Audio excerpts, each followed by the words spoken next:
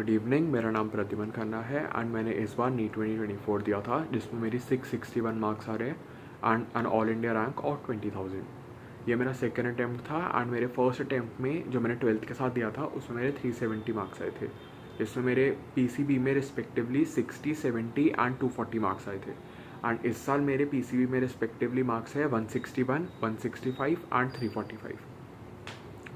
तो इस इंक्रीज़ के लिए मेनली मैं कहूँगा कि मेरे फिज़िक्स में मैक्सिमम इंक्रीज़ हुआ है एंड ये इसलिए हुआ क्योंकि मैं अंशुल सर से पढ़ रहा था सतनारा अकेडमी में, जहाँ पे प्रॉपरली कॉन्सेप्ट्स वगैरह समझाए गए थे एंड मेरे को फिज़िक्स से जो फोबिया था वो चले गया था, क्योंकि as a typical PCB kid मेरे को भी फिज़िक्स का फोबिया ही था, राइट। तभी मैंने मैथ्स भी नहीं ली थी।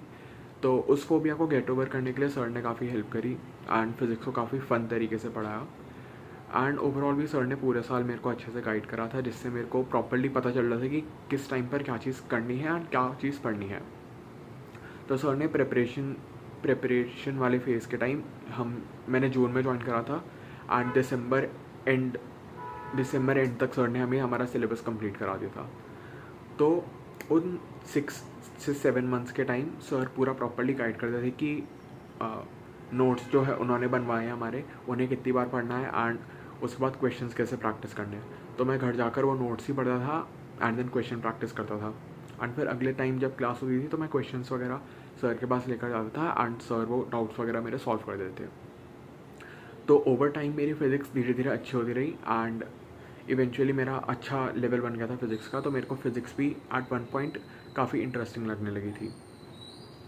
तो इसमें सर का काफ़ी बड़ा रोल था क्योंकि सर काफ़ी अच्छे मेंटर भी हैं along with being a good teacher and sir ने पूरे प्रेपरेशन फेज़ में मेरी काफ़ी हेल्प करी थी।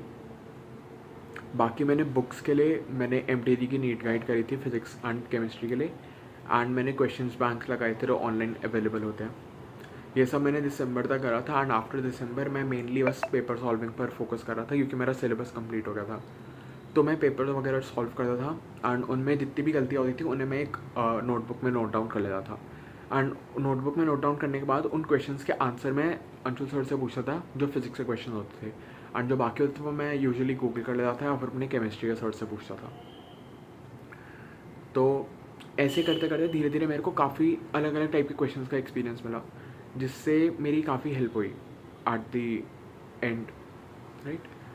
तो काफ़ी क्वेश्चंस प्रैक्टिस करने से मेरा कॉन्फिडेंस भी बढ़ता रहा एंड मेरे को और पेपर देने का मन करता था। जब मेरे को अच्छे रिजल्ट आते थे उन पेपर में तो मैं और पेपर देता था। इससे करते करते एक अच्छी गुड साइकिल बन गई थी, जिसके वजह से मेरे नंबर बार बार इंक्रीज़ होते थे एंड मेरे इवेंचुअली नीट 2024 में भी सेटिस्फैक्ट्री मार्क्स आ गए, राइट। एंड मैंने at least 80 full syllabus mock test दिए होंगे from January to May beginning. At least 80 full syllabus test दिए थे एंड उनमें से हर एक क्वेश्चन, ऑलमोस्ट हर एक क्वेश्चन के जो फिजिक्स के मेरे गलत थे उनके डाउट क्लियरिंग के लिए मैं अंशुल सर को ही टेक्स्ट करता था and Anshul sir with in minutes मेरे को डाउट का रिप्लाई देते थे, वरना ये बोल देते थे कि वो क्लास ले रहे हैं एंड उसके बाद वो मेरे को डाउट क्लियर कर देंगे। तो ऐसे करते करते मेरी फिजिक्स का काफ़ी अच्छा लेवल हो गया and physics is all about practice. तो अगर तुम लोग खुद से फिजिक्स नहीं पढ़ रहे हो तो you have to study it by yourself and बाकी मेन चीज़ सर बाकी कॉन्सेप्ट्स वगैरह क्लियर करा देते हैं, बट मेहनत ओवरऑल तुम लोग को ही खुद से करनी पड़ती है अगर तुम लोग कॉम्पिटिटिव एग्ज़ाम की तैयारी कर रहे हो, क्योंकि the selection ratio is almost less than 1 for general category. तो काफ़ी मेहनत करनी पड़ती है ऑफकोर्स, बट वो मेहनत करने का मन मेरे को इसलिए करता था क्योंकि मेरे को रिजल्ट्स दिखते थे एंड रिजल्ट्स मेरे को इसलिए दिखते थे क्योंकि मैं प्रैक्टिस करता रहता था एंड हार नहीं मानता था, राइट। तो तुम लोग अगर धीरे धीरे डाउट्स वगैरह सॉल्व कराओगे सर से एंड तुम लोग का लेवल बढ़ता रहेगा, राइट। सर मेरे को ये बोलते थे कि लेवल बनेगा तो अपने आप क्वेश्चंस बनते रहेंगे।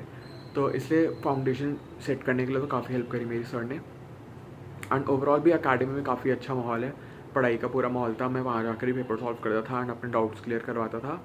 इवन दो वो इतना दूर का रास्ता पड़ता था मेरे लिए, मैं स्टिल जाता था। दिस प्रूव्स की कितनी अच्छी क्वालिटी ऑफ एजुकेशन थी वहाँ पे, राइट। तो मेनली आई वुड से कि एटलीस्ट 100 क्वेश्चंस प्रैक्टिस करो डेली। सर ने मेरे को ये बोला था कि 100 क्वेश्चंस प्रैक्टिस करने का एक बार मोटो रखो एंड 100 से 150 रहो, 150 से 200 रहो, 200 से 250 रहो। तो मैं एक टाइम पर आकर 250 क्वेश्चंस भी कर रहा था per day, that is giving 2 test, right. 2 test तुम अगर दे रहे हो हर रोज़ तो सर ने बोलता है अच्छा है, अगर तुम लोग एनालिसिस भी कर रहे हो प्रॉपर्ली तो that is good. And main तुम लोग का बेस और फाउंडेशन क्वेश्चन प्रैक्टिस से ही बनेगा, क्वेश्चन प्रैक्टिस से एंड टेस्ट देने से। तो सर मेरे को टेस्ट के लिए भी ट्रिक्स बता रहे थे कि इतनी देर में तुम्हें बायो सॉल्व कर लेनी चाहिए, इतनी देर में तुम्हें केमिस्ट्री सॉल्व कर लेनी चाहिए एंड इतनी देर में फिजिक्स सॉल्व करनी चाहिए। तो एट वन टाइम जब मैं अपने पीक पे था प्रिपरेशन के, तो मेरा 2 से 2.5 घंटे में पेपर हो रहा था एंड विच इज़ गुड, क्योंकि फिर मैं जब मैं एग्ज़ाम दिया था नीट का, तब भी मेरा पेपर आई थिंक 2 घंटे में हो गया था प्रॉपर। बस 2-3 क्वेश्चन रहते थे जो हिंदी वाले थे एंड उनको मैंने इवेंचुअली छोड़ भी दिया था। तो मेरा 2 से 2.5 घंटे में पूरा का पूरा पेपर हो गया था and the time limit is 3 hours and 20 minutes। तो तुम लोग ही देख लो कि क्या लेवल बन जाता है अगर तुम लोग मेहनत करते हो, राइट। तो और आई वुड से कि I also would like to thank my parents, जिन्होंने काफ़ी सपोर्टिव, जो पूरे टाइम सपोर्टिव रहे मेरे को पढ़ने दिया, right, without any disturbances. And I would also like to thank my sir and I would also like to thank all the online resources that I use. सारे मैंने ऑलमोस्ट हर मेजर कोचिंग के test paper वगैरह दिए थे, right. तो and उससे 80 to 100 वाला मेरा बेंच मार्क सेट हुआ था कि इतने मैंने क्वेश्चन पेपर सॉल्व करे थे मॉक टेस्ट, राइट।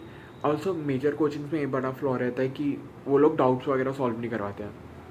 तो डाउट्स वगैरह सॉल्व नहीं अगर हो रहे तो तुम प्रॉपरली पढ़ नहीं पाओगे, इसलिए 1-to-1 कोचिंग्स आर सुपीरियर, जो कि सतारा अकेडमी में होते हैं, रादर दैन आकाश और एलन वाले कोचिंग जहाँ पर तुम लोग को पर्सनल टाइम नहीं मिलता।